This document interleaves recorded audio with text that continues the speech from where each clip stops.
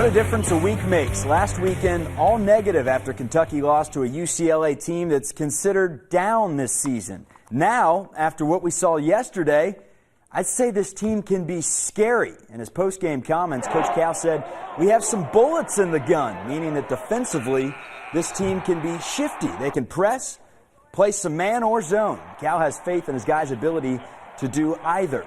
Coach also raved about P.J. Washington, who scored 16. He said it was the best game P.J.'s played all season, and that P.J.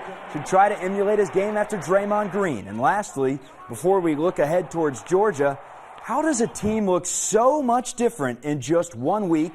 Here's Cal. We didn't fight. We just let it happen. Well, you can't.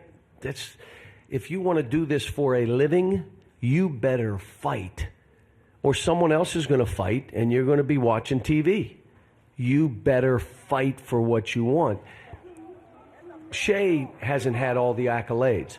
We've had a lot of guys in there that have been told how great they are for a long time. You start believing that. But the guy playing against you doesn't believe it. He's trying to take your heart out. And you got to fight back. And we're learning.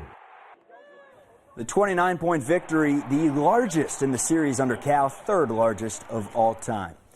UL ran into some serious foul trouble in the game yesterday, and one of the Cards stars took a shot at the men in stripes. Guard Quentin Snyder saying, quote, "Each of us already had a foul when we came down here. We had to fight through." He feels the Cats got some home cooking. Well, regardless, there's no time for UK to celebrate. They enjoyed it last night, but today, back to the drawing board. Georgia in town tomorrow. Bulldogs have been impressive, and in this year's SEC, for anyone, you better be ready. And we want everybody that we play to be bad. But that's not the case in this year's SEC. There's not one. You look at one team in this league and you can't say that is you're going to go win that game. You can't say that this year. Every game is going to be a challenge, and that's maybe not good for us, but it's good for the SEC and the overall perception of our league. The big football news, C.J. Conrad will return to Kentucky. Huge for the Cats as he will not enter the NFL draft. But that's the only good in the last day. A thriller in Nashville yesterday. UK scored in the final minute. They decided to go for two. They wouldn't regret it, but they couldn't convert. Even before that, it was tough. Benny Snell was ejected for what really looked like nothing, as Coach Herman Boone, as he would say, let the boys play. Then you have Steven Johnson, who was banged up but played his heart out, and that was who Steven Johnson was all year. An athletic kid that entered the mix a few years back and exceeded all expectations in the toughest possible manner. Didn't know what he'd bring to the table. We knew he could run it a little bit and he could be a dual threat guy.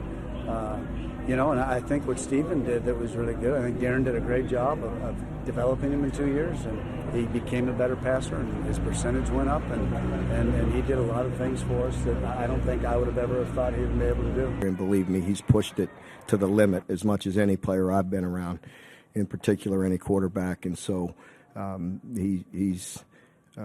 he'll always be remembered for that, for his toughness and his guts and his determination. Once again, he leads us and puts us in a position to win this football game. Tax Slayer Bowl action. Lamar Jackson and co. trying to salvage what's been a disappointing year. Cards down 3 in the second. Lamar Jackson to Jaylene Lee makes it 21-17. U of L. Louisville up 3 in the fourth. No Nick Fitzgerald for the Bulldogs, so it's Keaton Thompson. Barely avoids a tackle that would have changed the outcome completely. Mississippi State would score on the next play, and they would win. Not a good weekend for Louisville Athletics. They fall 31-27.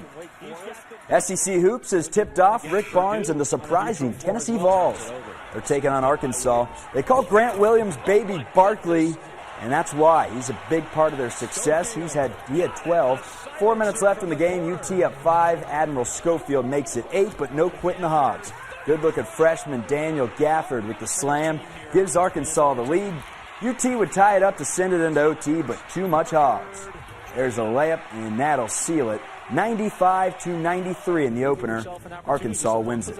We will be right back.